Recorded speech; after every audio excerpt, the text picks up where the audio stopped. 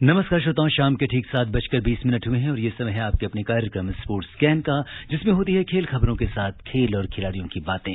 तमाम खेल खबरों का विश्लेषण और उन पर चर्चा करने के लिए हमारे साथ होते हैं स्पोर्ट्स एक्सपर्ट्स। आज के स्पोर्ट्स स्कैन के एडिशन के साथ मैं हूं आपका होस्ट और दोस्त सिद्धार्थ सिंह, और तमाम खेल खबरों पर विस्तार से चर्चा करने के लिए हमारे साथ स्टूडियो में आ चुकी हैं वरिष्ठ खेल पत्रकार रूपा रमणी। रूपा, स्पोर्ट्स स्कैन कार्यक्रम में आपका स्वागत है। थैंक यू सिद्धार्थ, और सारे जो लिसनर्स हैं उनके लिए भी नमस्ते। सबसे पहले नजर डालते हैं अब तक की स्पोर्ट्स हेडलाइंस पर। न्यूजीलैंड और ऑस्ट्रेलिया के बीच 2020 श्रृंखला के पहले मैच में न्यूजीलैंड ने ऑस्ट्रेलिया को 53 रन से हराया। विजय हजारे ट्रॉफी में आज गत चैंपियन कर्नाटक ने बिहार को 267 रन से शिकस्त दी। खेल मंत्री किरेन रिजिजू ने घोषणा की है कि दूसरे खेलो इंडिया विश्वविद्यालय खेल कर्नाटक में होंगे। और Indian super league football tournament में अब से कुछ देर बाद एटी की मोहन बागान का मुकाबला हैदराबाद एफसी से होगा।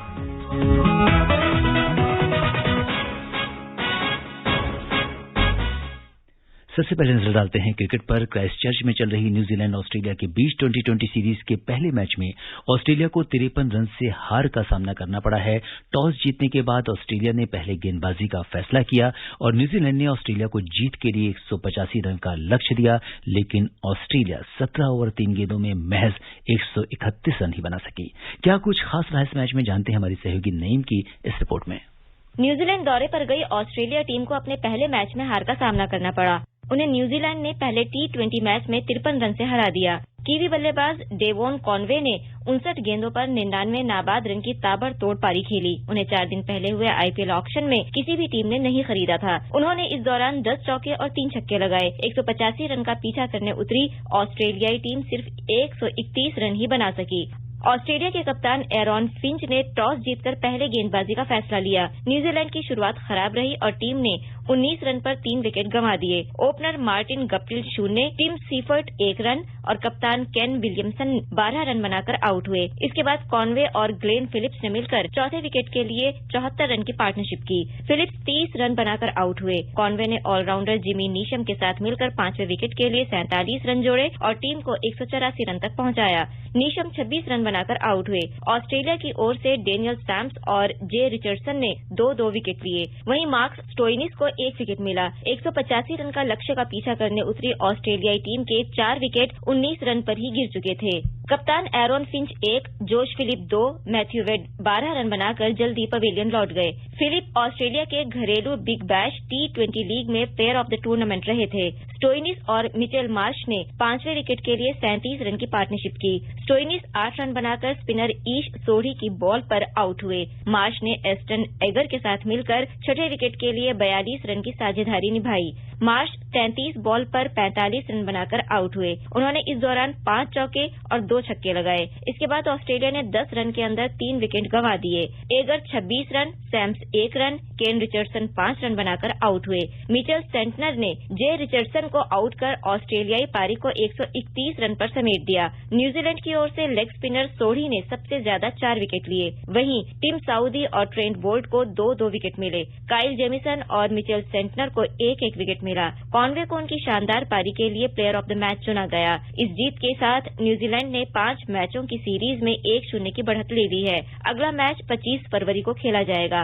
Naeem Akhtar, sports scan. जी हाँ, अगर रूपा हम देखें तो किस तरीके से आज न्यूजीलैंड ने जो शिकस्त दी है ऑस्ट्रेलिया को, न्यूजीलैंड बहुत सशक्त टीम के रूप में उभरी है इन दिनों। जी बिल्कुल, एक्चुअली बहुत सारा जो एक्सपीरियंस खिलाड़ी हैं वो एक कंसिस्टेंटली अक्रॉस फॉर्मेट्स बहुत ही अच्छा प्रदर्शन दे रहे हैं। That gives a very important, वो एक बैकबोन बन जाता है कोई भी टीम का। और जो काफी जो नए फेसेस हैं जो आए हैं, समवन इवन लाइक अ डेवॉन, बहुत ही अच्छा, ऐसे जो स्पार्कलिंग परफॉर्मेंस अगर करेंगे तो मोमेंटम खुद ही पर आ जाता है। And the first game of any series बहुत ही इंपॉर्टेंट रहता है और वो पूरी सीरीज का मोमेंटम सेट कर लेता है। तो ये एक बहुत ही इंपॉर्टेंट विन था। स्पेशली आपको पता है कि ये साल T20 के लिए बहुत ही खास है, ना कि because there are many series. World T20 आ रहा है इंडिया में towards the end of the year, तो उसे देखा जाए तो हर एक मैच बहुत ही अहम हो जाता है सब टीमों के लिए, खासकर ऑस्ट्रेलिया के लिए भी। बिल्कुल। और आज जो कॉनवे ने जिस तरह से प्लेयर ऑफ द मैच चुने गए हैं, 99 रन की शानदार पारी खेली है, 59 गेंदों पे बनाए हैं, तो मुझे लगता है कि इस जीत में निर्णायक भूमिका उन्हीं की थी। जी, ऑब्वियसली डिसीजन टॉस हारने के बाद बहुत ही क्रूशियल था एक अच्छा टोटल बोर्ड पे डालने के लिए, और काफी जिम्मेदारी उन पर रही। ऑल्सो फ्यू अदर, ये नहीं था कि ठीक है, फ्यू अदर पीपल उनको शायद सपोर्ट नहीं कर पाए।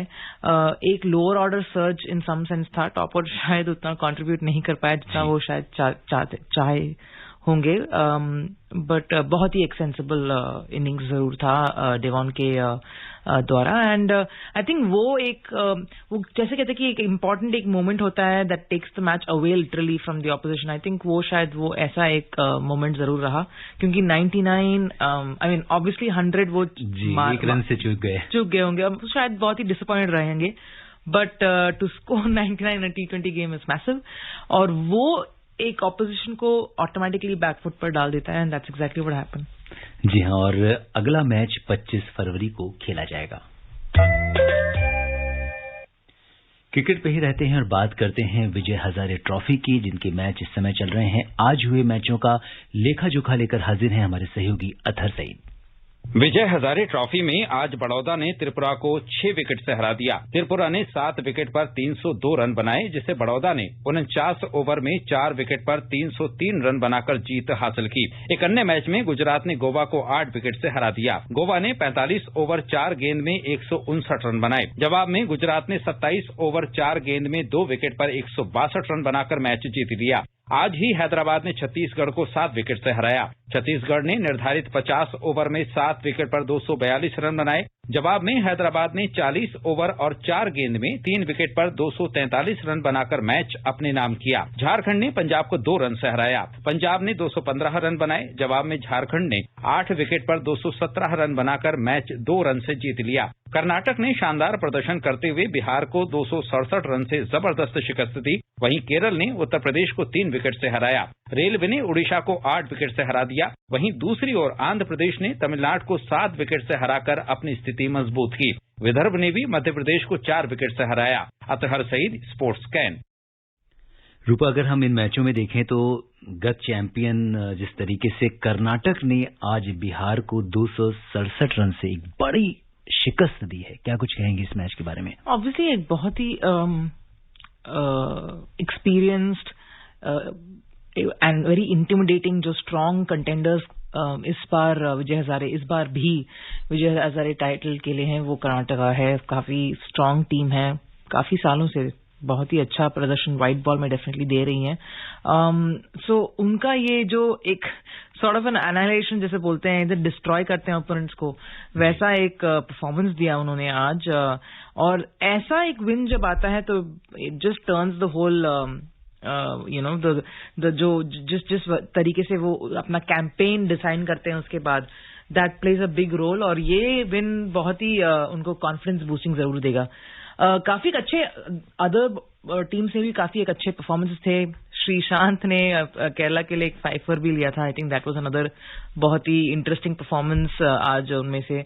रॉबिन उत्तपा जो रिसेंटली सीएसके में ने पिकअप जो ट्रेडिंग किया था, उन्होंने भी अच्छी पारी खेली थी आज। तो काफी कुछ इंटरेस्टिंग परफॉर्मेंसेस हैं, क्योंकि लेट्स नॉट फॉरगेट कि ये एक इम्पॉर्टेंट टूर्नामेंट है सारे इंडियन प्लेयर्स के लिए, क्योंकि बस यही है, इसके बाद you will get into IPL directly, और मैच प्रैक्टिस के लिए ये टूर्नामेंट बहुत ही इंपॉर्टेंट है। बिल्कुल, क्योंकि इस समय जो डोमेस्टिक क्रिकेट की अगर हम बात करें तो कोरोना काल के बाद जिस तरह से विजय हजारे एक इंडियन जो डोमेस्टिक क्रिकेटर्स हैं उनके लिए एक बड़ी अपॉर्चुनिटी लेकर आए हैं। हाँ, बिकॉज एक साल ऑब्वियसली जो लोग आईपीएल के लिए गए थे, बबल में थे, जिन लोगों को शायद मैचेस के 11 में चांस मिला, उनको मैच प्रैक्टिस मिला। बट बहुत सारे जो डोमेस्टिक प्लेयर्स थे उनको एक साल से ना क्रिकेट खेलना, काफी इंजरीज भी हुए थे, मैच प्रैक्टिस ना होना, प्रैक्टिस नहीं होना। This is a very important stage for them as well. बहुत लोग शायद इस परफॉर्मेंस के द्वारा आईपीएल में टीमों में सेलेक्ट हो जाए, स्क्वाड में शामिल हो जाए। I think that itself is like a huge achievement, और एक बहुत ही बड़ा इंसेंटिव है बहुत लोगों के लिए, बहुत स्टेट्स अक्रॉस मेनी स्टेट्स, वो इसीलिए ये एक बहुत ही अहम टूर्नामेंट उस नजरिए से माना जाता है। And Vijay Hazare is one of the most lucrative tournament. सब ये टाइटल जीता जाते हैं, और खासकर जो टीम्स जो पहले बहुत ही क्लोज आ चुके हैं, स्पेशली तमिलनाडु जो लास्ट ईयर बहुत ही क्लोज तरीके से सईद मुश्ताक और विजय हजारे हारी, और इस बार उन्होंने बहुत ही अच्छी तरह से सईद मुश्ताक अली टूर्नामेंट उन्होंने जीता। तो वो हंगर काफी टीमों में है, क्योंकि ये सिर्फ एक डोमेस्टिक टूर्नामेंट के तौर से हम नहीं देख सकते। It's a very comparative tournament. बिल्कुल। तो जिस तरह से आपने बताया कि इसमें बहुत सारी टीम्स, बहुत सारे जो हमारे डोमेस्टिक क्रिकेटर्स हैं, उनके लिए एक अपॉर्चुनिटी है और इस पर हमारी नजर बनी रहेगी।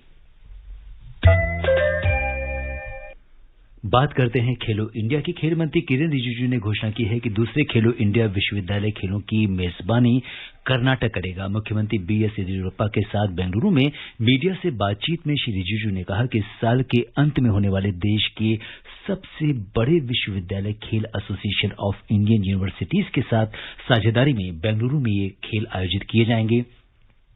25 साल से कम उम्र के 4000 से अधिक खिलाड़ी इसमें शामिल होंगे। इन खिलाड़ियों के पास राष्ट्रीय टीमों के लिए चुने जाने का अवसर भी होगा। पहला विश्वविद्यालय खेल पिछले साल भुवनेश्वर में आयोजित किया गया था और इस बार विश्वविद्यालय खेलों में योगासन और मल्लखंब को भी जोड़ा गया है। मुख्यमंत्री ने इन खेलों के लिए हर संभव सहयोग का आश्वासन दिया है।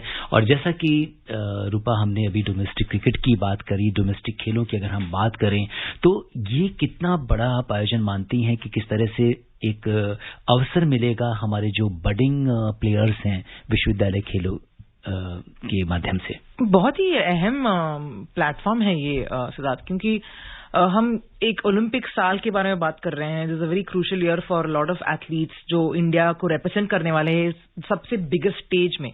और ऐसे जो टूर्नामेंट्स होते हैं, खास करके खेलो इंडिया जो स्कूल्स में ऑर्गेनाइज हुए थे काफी बार, अभी यूनिवर्सिटीज में ऑर्गेनाइज हो रहे हैं, ये सेकंड टाइम है जैसे आप कह रहे हो, बहुत ही इंपॉर्टेंट है क्योंकि एक अच्छा प्रेसिडेंस सेट करता है। और ये जो मिनिस्ट्री जो प्लान रखी है, ताकि it's not just about the players जो काफी एस्टैब्लिश्ड हो चुके हैं नेशनल्स में जो भी फॉर्मेट में, it's also from the universities, क्योंकि उनको एक चांस मिलेगा अपने आप को शायद बेहतर करने के लिए, एस्पायर करने के लिए कि वो इंडिया को रिप्रेजेंट कर सकते हैं। बहुत ही अहम स्टेप्स ले चुका है ये government. Of course Kiren Rijiju बहुत ही इन्वॉल्व रह चुके हैं इस प्रोसेस में, and this is very important क्योंकि ये जो बेंच स्ट्रेंथ की हम बात करते हैं जो बहुत क्रूशियल माना जाता है काफी दूसरे स्पोर्ट्स में भी, तो ये ओलंपिक डिसिप्लिन और स्पोर्ट्स में भी बहुत ही क्रिटिकल प्रूव हो सकता है। जी, और इस बार कर्नाटक को इसकी मेजबानी मिली है, तो वहां पे भी मुझे लगता है कि इसके आयोजन के साथ ही उस तरह के जो इंफ्रास्ट्रक्चर हैं, उसको लेकर स्टेडियम्स हैं, उस पर भी ध्यान दिया जाएगा। वेरी गुड पॉइंट सिद्धार्थ, क्योंकि हम ऐसे बात करते हैं इंडिया में there are not many cities जो एक मल्टी स्पोर्ट इवेंट होस्ट कर सकता है। वी टॉक अबाउट दिल्ली, क्योंकि ऑफकोर्स वहां कॉमनवेल्थ गेम्स होस्ट हुआ था, बहुत सारे स्टेडियम्स को रेनोवेट किया था, उसके वजह से काफी सारे चेंजेस आए थे सिटी में भी। यू हैव दैट साइकिलिंग लेन, ये सब चीजें बहुत इंपॉर्टेंट हो जाती है एक स्पोर्टिंग कल्चर डेवलप करने के लिए। पुणे में वो हुआ था यूथ गेम्स के माध्यम से। You have Maharashtra, you have Mumbai as a very sporting state, लेकिन अगर ये कर्नाटका बेंगलोर में होता है तो that gives more opportunity for such infrastructure to get into place and develop more talent, क्योंकि ये एक और अपॉर्चुनिटी और एक और एवेन्यू बन जाता है। जी, तो जो दूसरे खेलो इंडिया विश्वविद्यालय हैं वो अब उसकी मेजबानी कर्नाटक करेगा। बात करते हैं फुटबॉल की। Indian super league football tournament में इस समय एटीके मोहन बागान का मुकाबला हैदराबाद एफसी से हो रहा है, चल रहा है। अंक तालिका पर नजर आ रहे हैं तो एटीके मोहन बागान शीर्ष पर है। उसने 18 में से 12 मैच जीते हैं और पिछले 5 मैचों में उसे कोई भी हार नहीं मिली है और अब तक उसने 26 गोल किए हैं, जबकि हैदराबाद चौथे नंबर पर काबिज है। उसने 18 मैचों में 6 जीत हासिल की है, उसके 27 अंक हैं और पिछले 5 मैचों में उसे 2 जीत भी मिली है। तो अगर हम देखें तो ये बड़ा इंटरेस्टिंग मैच है और हालांकि अभी भी जो मेन मुकाबला है टीके मोहन बागान और मुंबई सिटी जो है, दोनों ने जो टॉप 2 के लिए दोनों के बीच में संघर्ष चलता रहता है। मोहन बागान यू कैन नेवर, वो एक ऐसा टीम है you can never discount them in any battle, चाहे वो बॉटम प्लेस टीम के साथ हो या फिर टॉप उनके साथ जो सेकंड प्लेस मुंबई के साथ हो या फिर हैदराबाद के साथ भी हो। I mean they are a very comparative and very dangerous side, और उनके खिलाफ कोई भी टीम जो अप अगेंस्ट जाएगी तो obviously will be very very very बहुत ही केयरफुली खेलना पड़ेगा, because this is that kind of team जो डिफीट करना बहुत ही मुश्किल रहेगा, स्पेशली जब आप मोमेंटम के बारे में बात कर ही रहे हैं हम इस शो में। That's been the key word regarding various other teams and tournaments. इनके साथ भी आप बोल रहे हो 5 matches, that's a incredible momentum और उसको हराना बहुत ही मुश्किल हो जाता है। बिल्कुल, तो उम्मीद करते हैं कि जो आज का मैच है ये भी बहुत इंटरेस्टिंग होगा। फुटबॉल पर ही रहते हैं, बात करते हैं प्रीमियर लीग फुटबॉल की, जिसमें आज मैन यूनाइटेड ने न्यूकैसल को 3-1 से हरा दिया है। मैन यूनाइटेड की ओर से 30वें मिनट में मार्कस रैशफोर्ड ने, 57वें मिनट में और डेनियल जेम्स ने 75वें मिनट में ब्रूनो फर्नांडीज ने गोल किए। वहीं दूसरी ओर न्यूकैसल की ओर से एलन सेंट ने 36वें मिनट में एकमात्र गोल किया। मैन यूनाइटेड 49 अंकों के साथ तालिका में दूसरे स्थान पर है। उसने 14 मैच जीते हैं और अब तक 53 गोल किए हैं। वहीं 17वें स्थान पर काबिज न्यूकैसल ने 25 में से 7 मैच जीते हैं, उसके 25 अंक हैं। मैन सिटी अभी भी 18 जीत और 59 अंकों के साथ शीर्ष टीम बनी हुई है। तो मैन यूनाइटेड ही है।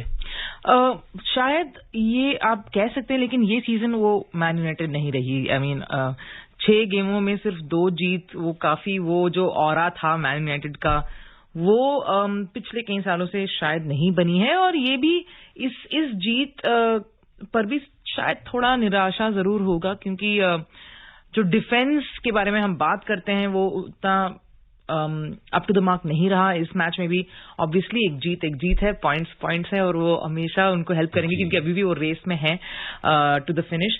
बट बहुत सारे एरियाज हैं उन पर वो डेवलप करने, उन पर इंप्रूव करने के लिए वो जरूर सोचेंगे, क्योंकि ये जीत से वो उतना खुश नहीं रहेंगे फॉर श्योर। और अब बात करते हैं स्टार स्ट्राइकर लियोनेल मेसी की, जिन्होंने एक और रिकॉर्ड अपने नाम किया है। वे बार्सिलोना के लिए स्पेनिश लीग ला लीगा में सबसे ज्यादा मैच खेलने वाले प्लेयर बन गए हैं। मेसी ने ला लीगा में कैडिस के खिलाफ कल क्लब के लिए 506वां मैच खेला। इससे पहले ये रिकॉर्ड लावी हर्नांडेज के नाम था। उन्होंने बार्सा के लिए स्पेनिश लीग में 505 मैच खेले थे। इसके साथ ही वे ला लीगा में क्रिस्टियानो रोनाल्डो के पेनाल्टी पर किए गए कुल गोल के रिकॉर्ड से बस 1 कदम दूर हैं। मेसी हालांकि अपनी टीम को जीत नहीं दिला सके और मैच 1-1 से ड्रॉ रहा।